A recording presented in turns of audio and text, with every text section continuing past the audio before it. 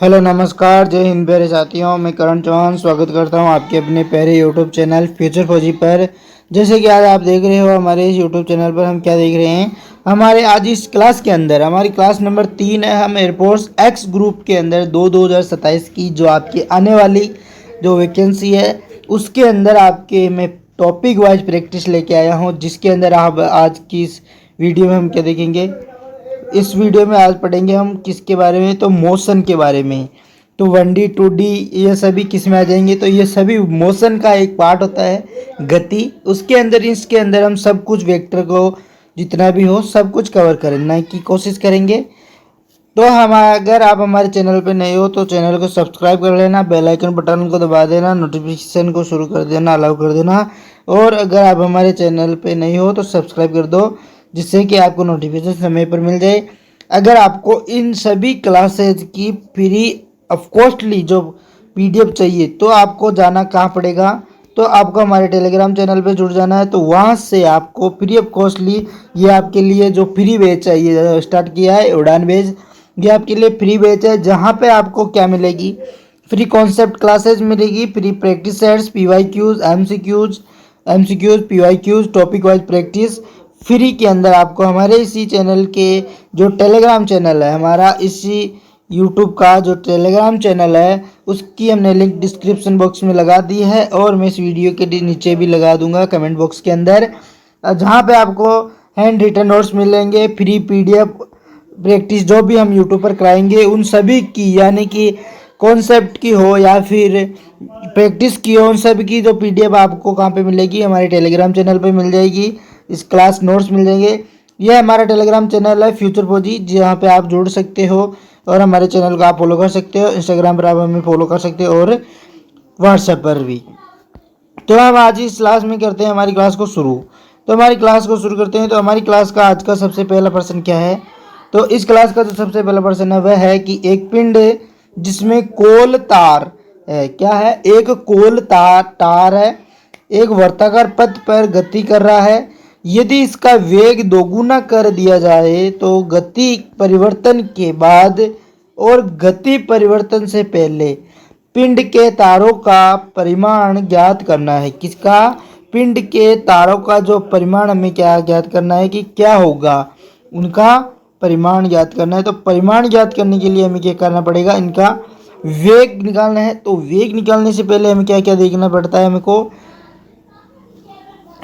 पहले बात है जब ये वर्ताकार पथ के अंदर गति करेगा, किसके अंदर, वर्ताकार पथ के अंदर गति करेगा, तो हमारे पास जो त्वरण होता है वह क्या होता है, तो a बराबर v²/r, ये वर्त के अंदर त्वरण आता है।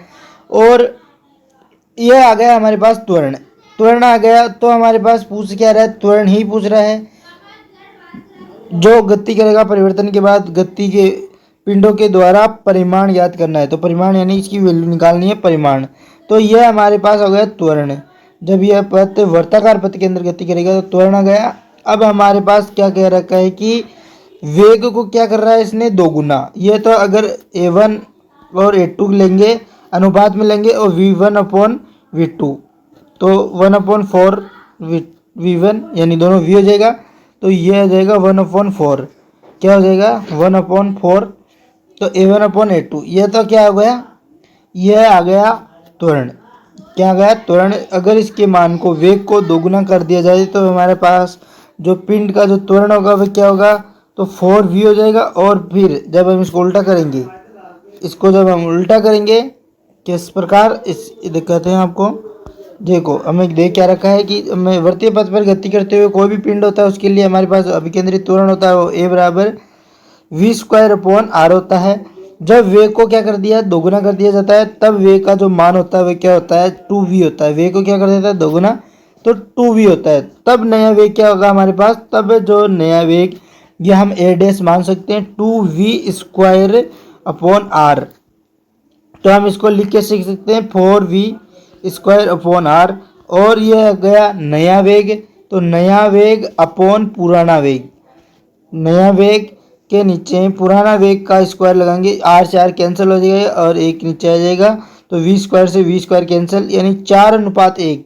क्या होगा, 4:1।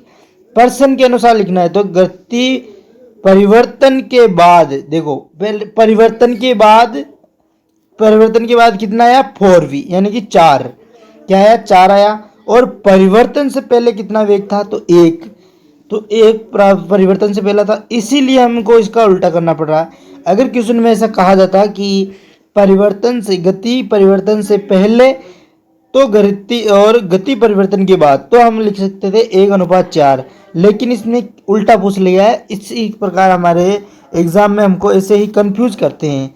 तो हमारे क्वेश्चन नंबर फर्स्ट का जो राइट आंसर क्या होगा, तो ऑप्शन नंबर डी हमारा यहाँ पे राइट होगा। अब हम देखते हैं हमारा अगला क्वेश्चन नंबर 2। क्वेश्चन नंबर 2 क्या कहता है, क्वेश्चन नंबर 2 कहता है कि चित्र में गतिमान वस्तु का जो वीटी प्लॉट दिखाया गया है, पहले 10 सेकंड के दौरान वस्तु का औसत वेग ज्ञात करना है। क्या करना है, जो हमारे पास जो चित्र दे रखा है, कौन सा है, यह हमारे पास जो चित्र है ये दे रखा है, इसके अंदर हमें क्या निकालना है, तो वीटी ग्राफ के अंदर हमें प्रथम 10 सेकंड के दौरान वस्तु का औसत वेग निकालना है। 10 सेकंड यह हो गया। अब औसत वेग निकालना है, तो वेग से पहले आएगा विस्थापन। और विस्थापन क्या होता है, विस्थापन होता है किन्हीं दो बिंदुओं के निश्चित दूरी, किन्हीं दो बिंदुओं के बीच की निश्चित दूरी। और निश्चित दूरी के लिए हमारे पास जो विस्थापन होगा, यहाँ पे हमारा जो विस्थापन क्या होगा, तो विस्थापन हमारा यहाँ पे होगा 0, क्योंकि इसमें कुछ भी विस्थापित नहीं हो रखा है, विस्थापित कुछ भी नहीं है। ये वापस उसी बिंदु पर आ गया, देखो ये ऊपर गया, नीचे आया और वापस विस्थापन की इसी डायरेक्शन में उसी बिंदु पर आ गया, इसीलिए हमारा विस्थापन हो गया 0। तो विस्थापन 0 हो जाएगा, तब विस्थापन क्या होता है, वेग बटा विस्थापन। वेग क्या होता है, विस्थापन बटा समय, विस्थापन बटा समय होता है। अगर विस्थापन ही 0 है तो वेग क्या होगा, या औसत वेग तो क्या होगा 0। तो हमारा यहाँ पे ऑप्शन नंबर ए राइट होगा। किसका, क्वेश्चन नंबर 2 का हमारा राइट आंसर होगा ऑप्शन नंबर ए। अब अगला हमारा क्वेश्चन है कि दो गेंदों के क्रमशः h और 2h ऊंचाई से गिराया जाता है, यानी कि दो गेंदे हैं, एक ये इसको h ऊंचाई से और एक ये 2h गेंद, ये इसको 2h गेंद से इसको गिरा दिया, चलो मान लिया ऊंचाई से गिराया, नीचे पहुंचने में उनके द्वारा किए गए समय का अनुपात क्या होगा। अगर हमको ये क्वेश्चन नंबर 3 निकालना है, तो हमें इस क्वेश्चन को निकालने के लिए हमें गति का समीकरण आना चाहिए। क्या आना चाहिए, तो हमें गति का समीकरण आना जरूरी होता है। हमारे पास जो गति का कौन सा समीकरण इस सूत्र में हम यूज करेंगे, तो हम गति का इसके अंदर यूज करेंगे गति का जो सेकंड लॉ है, जिसमें हम h को हाइट लेते हैं ut प्लस 1/2 GT²। गति का समीकरण, इस गति के समीकरण से हमारे पास जो u क्या है, u हमारे पास प्रारंभिक वेग है जो हमें 0 दे रखा है, और हमें h और t के अंदर ही संबंध निकालना है। तो हम h और t² आ जाएगा, तो इन दोनों के बीच में हमें संबंध निकालना है।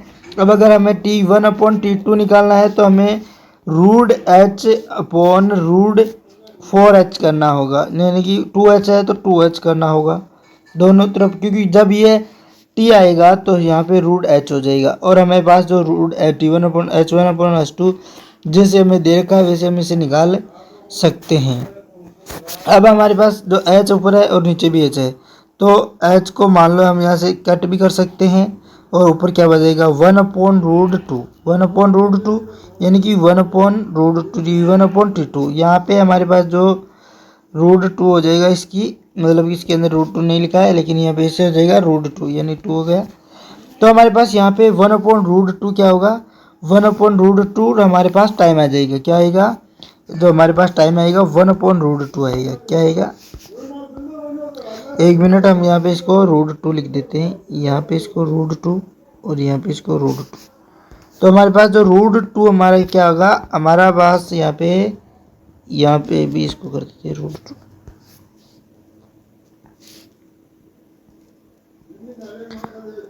ये रो हमारे पास 1/√2 यानी कि t1/t2 जो हमारे पास टाइम आया वो क्या आया 1/√2। जब हम इसको समीकरण के गति के समीकरण के द्वारा हम सोल्व करेंगे, तब हमारे पास ये आ गया, टाइम आ गया। अब देखते हैं हमारा अगला question, question number 4। Question number 4 क्या कहता है कि एक ठोस गेंद एक झुके हुए तल पर बिना लुढ़क रही है, यानी कि बिना पिछले हुए लुढ़क रही है। किसके कारण, बिना फिसले हुए ही लुढ़क रही है। इसकी घूर्णी गतिज ऊर्जा और कुल ऊर्जा का अनुपात क्या होगा? क्या होगा अनुपात? तो हमें क्या निकालना है? तो इसकी कुल ऊर्जा का अनुपात निकालना है। तो कुल ऊर्जा का जो अनुपात होता है वह क्या होता है? तो क्या ऊर्जा क्या होती है? कुल ऊर्जा क्या होती है? जो कुल एनर्जी होती है, यानी कि कुल ऊर्जा क्या होती है? कुल ऊर्जा होती है घूर्णन ऊर्जा और स्थानांतरित ऊर्जा। क्या होती है? स्थानांतरित। या हम कर सकते हैं जब कोई वस्तु लुढ़केगी तो वह घूमेगी वृत्त के आकार की, किसी वृत्त के गोले के आकार के, और घूर्णन के कारण जो गतिज ऊर्जा होती है वह होती है 1/2 mv² की जगह होगा आई ओमेगा स्क्वायर। और जो सरल रेखा के पथ के अंदर घूमेगी तो वो होगी 1/2 mv²। सरल रेखा पथ में और एक वर्तीय पथ में अलग अलग गतिज ऊर्जा का मान अलग अलग होता है। अब हमारे पास दे रखी है हमारे पास टोटल ऊर्जा। अब हम इसको किस में कन्वर्ट करेंगे? इसको हम कन्वर्ट करेंगे जब कोई पिंड क्या करता है? घूर्णन गति करता है। पहले बात हमारे पास ठोस है, जहाँ पे हमारे बलागुण नहीं, जो जड़त्व आगुण है आई हमारा, यहाँ पे इसमें जो घूर्णन गतिज है ठोस के कारण वो क्या होता है? तो 2/5 mr²। तो हम यहाँ पे आई की जगह 2/5 mr² लिखेंगे। क्या लिखेंगे? 2/5 mr²। तो हम इसको ऐसे डिनोट करेंगे 1/2 2/5 mr² omega square plus 1/2 mr ओमेगा²। तो आप देखो v बराबर आर ओमेगा, इसका संबंध आप जानते हो कि घूर्णन के कारण यह होता है घूर्णन गति के अंदर। जब हम इसको सोल्व करेंगे तो ज़्यादातर इसको सोल्व करने पर हमारे पास जो वैल्यू आएगी 7/10 का होल स्क्वायर ओमेगा² इज इक्वल टू, फिर हम इसको सोल्व करने के बाद हमारे पास जो वैल्यू है इसकी हम v² लिख देंगे। क्या लिख देंगे? v² लिख देंगे। ये लिख दिया हमने v²। अब हमारे पास आ गई ये क्या? हमारे पास आ गई स्थानांतरित ऊर्जा। अब देखते हैं घूर्णन ऊर्जा। और घूर्णन ऊर्जा में इसी के अंदर जो घूर्णन ऊर्जा होगी वह होगी 1/2 आई ओमेगा होगी और 1/2 ठोस के कारण क्या होती है? तो 2/5 mr² होती है और ओमेगा² 1/2। यानी कि जब हम इसको सोल्व करेंगे 2 से 2 कैंसिल हो जाएगा। जब 2 से 2 कैंसिल हो जाएगा तो हमारे पास यहाँ पे क्या बच जाएगा? तो हमारे पास यहाँ पे बचेगा 5। क्या हो जाएगा? 5 mr² ओमेगा² क्या हो जाएगा? v²। यह हो गई कौन सी ऊर्जा? तो ये घूर्णन ऊर्जा हो गई। यह हो गई घूर्णन, और ये घूर्णन के कारण निकलने वाली ऊर्जा। और एक कुल ऊर्जा, हमारे पास जो कुल ऊर्जा आई है वो कितनी है? ये तो 7/10 mv²। जब हम घूर्णन ऊर्जा और कुल ऊर्जा का भाग देंगे किसका? तो 7/10 घूर्णन ऊर्जा और कुल ऊर्जा का जब भाग लगाएंगे तो हमारे पास क्या है? जैसे 1/5 mv² अपॉन 7/10 mv²। जब हम इसको सोल्व करेंगे तो दोनों कैंसिल हो जाएगा और 5 दूनी 10 हो जाएगा। ये 2 ऊपर चला जाएगा तो 2/7 हमारा कौन सा है राइट आंसर? तो 2/7 हमारा option number b. Option number b हमारा यहाँ पे सटीक एकदम राइट आंसर होगा क्वेश्चन नंबर 4th का हमारा ऑप्शन नंबर बी यहाँ पे एकदम सटीक राइट आंसर होगा। अब हम देखते हैं हमारा अगला क्वेश्चन क्या है कि यह क्वेश्चन है थ्योरेटिकल टाइप में। क्वेश्चन एक से भी आपसे एग्जाम के अंदर पूछा जाता है, जो थ्योरेटिकल टाइप में भी कुछ आपसे कंफ्यूज करके भी पूछ सकते हैं, आपसे घुमा फिरा के भी क्वेश्चन पूछे जा सकते हैं। तो इसको कैसे सोल्व करते हैं? तो इसको हम सोल्व करने के लिए एक बार देखते हैं। जो कोई ये ए है, ए क्या कहता है? किसी पिंड का ऋणात्मक त्वरण उस पिंड की गति में वृद्धि से संबंधित होता है। यानी कि इंग्लिश मीडियम वालों के लिए इंग्लिश के अंदर लिखा हुआ है, गतिमान पिंड की गति में वृद्धि उसकी गति की दिशा से स्वतंत्र होती है। तो आपको बताना है कि केवल ए सही है या केवल बी सही है या दोनों सही है या दोनों ही गलत है। तो आपको इसमें क्या बताना है, तो इनमें से आपको एक का राइट आंसर बताना है। तो इसका जो राइट आंसर वो हो गया, क्या होगा, तो इसका में केवल ए ही सही होगा। क्या होगा, ए ही सही होगा। क्या कह रहा है, किसी वस्तु में ऋणात्मक त्वरण होते हुए भी उसकी चाल में वृद्धि हो सकती है। किसमें, उसकी गति में, उस पिंड की गति में वृद्धि हो सकती है, उसकी चाल में वृद्धि हो सकती है। यदि कब, जब वस्तु ऋणात्मक एक्स एक्स की दिशा के अंदर क्या करती हो, गति करती हो, यानी कि यह किसके अंदर, हॉरिजॉन्टल हॉरिजॉन्टल एक्स एक्स की डायरेक्शन के अंदर गति करती हो, तब ही ऋणात्मक हो सकती है इस साइड के अंदर। जबकि ऑप्शन नंबर बी क्या कहता है कि गतिमान पिंड की गति में वृद्धि उसकी गति की दिशा के स्वतंत्र होती है। यह गलत बात है, स्वतंत्र नहीं होती है, उसकी दिशा में कोई ना कोई डायरेक्शन होती है, फिक्स होती है, धनात्मक होती है या ऋणात्मक होती है। यह हमारा ऑप्शन नंबर बी यहाँ पे गलत है, जबकि ऑप्शन नंबर ए हमारा यहाँ पे सही है। तो हमारे क्वेश्चन नंबर 5 का जो राइट आंसर होगा वह क्या होगा, तो क्वेश्चन नंबर 5 का जो right answer option number A होगा। क्या होगा, ए इसका राइट आंसर होगा। अब देखते हैं हमारा अगला क्वेश्चन नंबर 6। क्वेश्चन नंबर 6 क्या कहता है कि जो ग्राफ है वो ये ग्राफ है, मैं बता दूंगा कि निम्नलिखित ग्राफ में वस्तु द्वारा तय की गई दूरी मीटर में है। यानी कि हमको दूरी निकालना है मीटर में। पहली बात है, दूरी क्या होती है, दूरी होती है चाल बराबर दूरी बटा समय। तो चाल इंटू समय हो जाएगा, चाल इंटू समय, या फिर आप लिख सकते हो d इज इक्वल टू इस एस टी। तो आप इसको दूरी से ऐसे काउंट करके निकाल सकते हो। तो हमारे पास दे क्या रखा है, तो हमारे पास दे रखा है वेग और समय। वेग और समय हमें दे रखा है। तो ग्राफ तथा विस्थापन अक्ष से जो घिरा क्षेत्रफल है कौन सा है, जो ग्राफ और एक्स अक्ष से जो घिरा क्षेत्रफल है ये वाला, ये इससे घिरा हुआ जो क्षेत्रफल है उनमें से फिक्स जो हमारे पास विस्थापन से जो घिरा क्षेत्र दो बिंदुओं के मध्य की दूरी 30, एक बिंदु ये और एक बिंदु 10, ये आ गया 10, इन दो बिंदुओं के बीच की दूरी, या फिर आप कर सकते हो और इसकी आएगी हाइट। तो आपको निकालना क्या है, तो आपको निकालना है दूरी। और दूरी निकालने के लिए ये बन क्या रहा है, यहाँ पे हम बना रहे हैं त्रिभुज। कौन सा त्रिभुज बन रहा है, यहाँ पे देख लो, यहाँ पे ये त्रिभुज बन रहा है।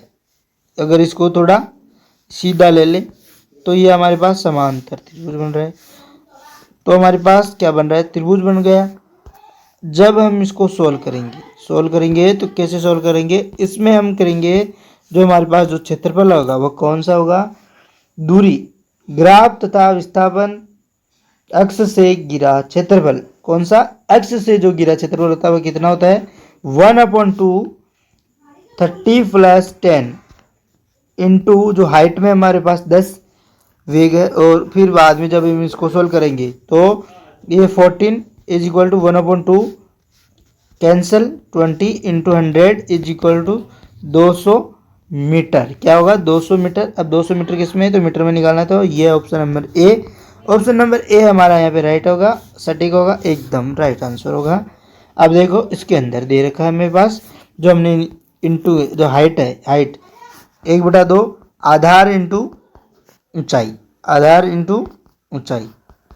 ऊंचाई के अंदर त्रिभुज का क्षेत्रफल हमने यूज किया इसके अंदर। त्रिभुज का जो हमारे पास क्षेत्रफल निकालना है तो हमारे पास यहाँ पे त्रिभुज का क्षेत्रफल आएगा। हमारे पास दो बिंदु है, ये 30 और 10। जब हम इसका आधार देखेंगे तो हम आधार को करेंगे काउंट, जोड़ेंगे। तो जो हमारे पास जो हाइट है, हाइट का काम कौन करेगा, जो 10 है। कितनी है मैक्सिमम हाइट, तो 10 पर हमारे पास क्या है, 10 पर हमारे पास मीटर पर सेकंड हो जाएगी। मीटर की जो दूरी हो जाएगी हमारी 10 इंटू 200, यहाँ पे हो जाएगी 200 मीटर। 10 इंटू 20 तो हो जाएगी उसको काटने के बाद।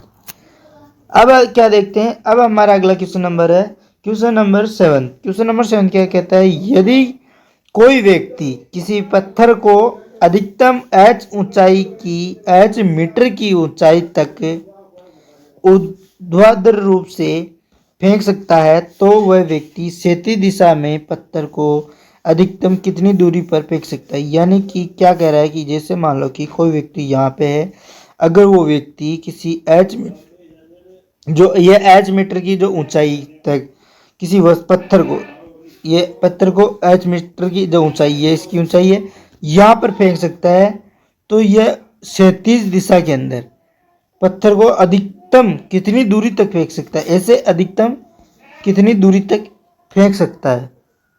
तो उसके लिए हमें क्या निकालना होगा, तो उसके लिए हमें आना चाहिए प्रक्षेपीय। प्रक्षेपी के बारे में पता होना चाहिए। प्रक्षेपी द्वारा हमें प्राप्त जो ऊंचाई होती है, मैंने बताई है क्लास के अंदर, जो हाइट होती है, मैक्सिमम हाइट होती है, थीटा की वैल्यू कितनी होती है उसके अंदर, तो इसके अंदर होती है h is equal to H बराबर U square sine theta upon 2g, और ये थीटा की वैल्यू क्या होती है 90 हो जाएगी हमारे पास अधिकतम। अधिकतम के लिए तो हमारे पास जो h मैक्सिमम होगी वो यू स्क्वायर अपॉन 2g हो जाएगी, और यू स्क्वायर अपॉन 2g जब आएगी तो अधिकतम ऊंचाई आएगी हमारे पास यू स्क्वायर अपॉन 2g। जब हमारे पास यू स्क्वायर 2g आएगी, h ऊंचाई पर आ जाएगी, तो हमारे पास यहाँ पे हम क्या निकालेंगे, तो हम यहाँ से निकालेंगे हाइट हमें निकालनी नहीं है, हम यहाँ से जो हमारे पास वेग है, ये दूरी है, तो हमारे u square upon 2g is equal to h, u square देखेंगे यहाँ पे यू स्क्वायर अपॉन 2gh, यानी कि v बराबर √2gh होता है, √2gh। इसी प्रकार यू स्क्वायर बराबर √2gh, इसको हम क्या मान लेंगे समीकरण नंबर 1।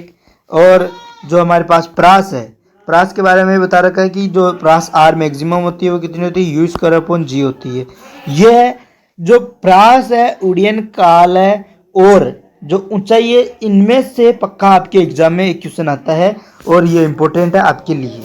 इसके लिए आप ही के लिए ये इंपॉर्टेंट है, जो ऊपर की ओर ऊर्ध्वाधर फेंका जाता है। तो जब हमारे पास और इनके अंदर हाइट और सीधा सा संबंध पूछा जाता है, और सीधा सा संबंध क्या होता है, हाइट। जब हाइट भी मैक्सिमम हो और जो प्रास है वो भी मैक्सिमम हो, क्या हो, हाइट और प्रास मैक्सिमम हो, तो हमारे पास जो रिजल्टेंस आएगा, जो उत्तर आएगा, आंसर आएगा, जब हम उसको सॉल्व करेंगे तो वो होगा r maximum is equal to 2h maximum. अगर हमारे पास हाइट मिनिमम या फिर आप मान लेते हो हाइट मैक्सिमम नहीं हो और प्रास मैक्सिमम हो, तो ये हो जाएगा 4h। क्या हो जाएगा, ये 4h के रूप में आ जाएगा। लेकिन हमारे पास क्या पूछ रहा है, दूरी पूछ रहा है, यानी कि प्रास पूछ रहा है, कितनी दूरी तक फेंका जा सकता है, यानी कि वो दूरी हमें ज्ञात करनी है। तो मतलब हमें वो प्रास की कह रहा है, तो प्रास की कह रहा है, तो प्रास हमारे पास क्या होगी यहाँ पे 4h कौन, 2h कौन सी है, तो 2h हमारे पास ऑप्शन सी के अंदर है। तो हमारा यहाँ पे राइट आंसर क्या होगा, सी हमारा यहाँ पे एकदम सटीक होगा, आंसर राइट होगा क्वेश्चन नंबर 7 का। क्वेश्चन नंबर 7 का सी हमारा यहाँ पे राइट हो गया। अगला हमारा क्वेश्चन नंबर 8। क्वेश्चन नंबर 8 क्या कहता है कि एक कण कोणीय संवेग L के साथ एक समान वर्ताकार गति कर रहा है। यदि कण की गति की आवृत्ति दोगुनी कर दी जाए और गतिज ऊर्जा आधी कर दी जाए तो कोणीय संवेग होगा। कोणीय संवेग होगा, हमें क्या निकालना है, तो हमें यहाँ पे कोणीय संवेग निकालना है। तो गतिज ऊर्जा में हम जो क्या होती है गतिज ऊर्जा, तो उसके लिए हम देखते हैं E is equal to 1/2 L omega, और जो हमारे पास L ओमेगा होगा उसको हम कैसे लिखेंगे, ओमेगा 2πn लिखते हैं। तो 1/2 इंटू L इंटू 2πn हो जाएगा।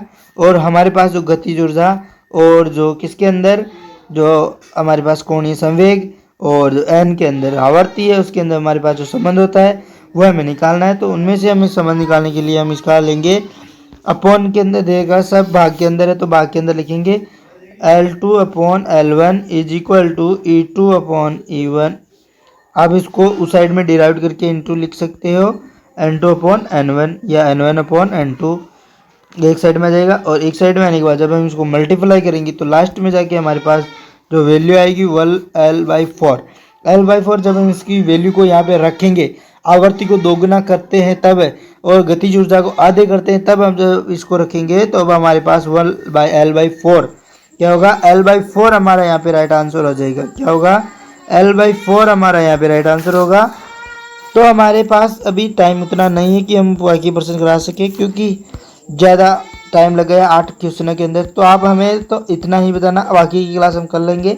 हमें इतना बताना कि क्लास कैसी लगी, अच्छी लगी तो लाइक करना, शेयर करना, सब्सक्राइब करना और अपने उन दोस्तों तक भी शेयर करना जिनके पास ये क्लास उपलब्ध नहीं हो सकी। तो हमें ज़रूर बताना क्लास कैसी लगी, लाइक शेयर सब्सक्राइब करना। और अगर आपको इसकी पीडीएफ चाहिए तो कमेंट बॉक्स में बताना कि हमें इस क्लास की सभी क्लासेज, जितने भी मेरी यूट्यूब की क्लासेज, उन सभी की मैंने पीडीएफ क्लासेज कहाँ से अपलोड की है। तो मैंने उन सभी की जो पीडीएफ है वो हमारे टेलीग्राम चैनल पर, हमारा जो टेलीग्राम चैनल है फ्यूचर फौजी, कौन सा है, तो हमारा जो टेलीग्राम चैनल है वहाँ पर हमने हैंड रिटन नोट्स भी अपलोड कर देंगे, फ्री पीडीएफ और प्रैक्टिस क्लासेज। जब हमारे पास इसके अंदर मैसेज आएगा तब पता चलेगा कि कितने हमारे जो भाई साहब स्टूडेंट है, बच्चे हैं, पढ़ने को एक्टिव है। तो हम उनके लिए टेलीग्राम चैनल पर भी अपलोड करते जाएंगे। यूट्यूब पर है ये, आप वहाँ पे फॉलो कर सकते हो और हमें इंस्टा पर फॉलो कर सकते हो। हमारे फ्यूचर फौजी यहाँ पे हमारे चैनल के डिस्क्रिप्शन बॉक्स के अंदर सभी की लिंक लगा रखी है, आप वहाँ से जाके जुड़ सकते हो। आपको यहाँ पे सभी ऑफकोर्सली फ्री मिलेंगे। तो क्लास कैसी लगी, अच्छी लगी तो लाइक करना, शेयर करना, सब्सक्राइब करना और अपने दोस्तों तक जरूर बताना और हमें सपोर्ट करना। क्लास कैसी लगी ये भी बताना। तो जाते जाते वक्त अपना जय हिंद के बारे में, जय हिंद का लगा देना नारा। थैंक यू, जय हिंद जय भारत। आज की इस क्लास को हम रखते हैं यहीं तक।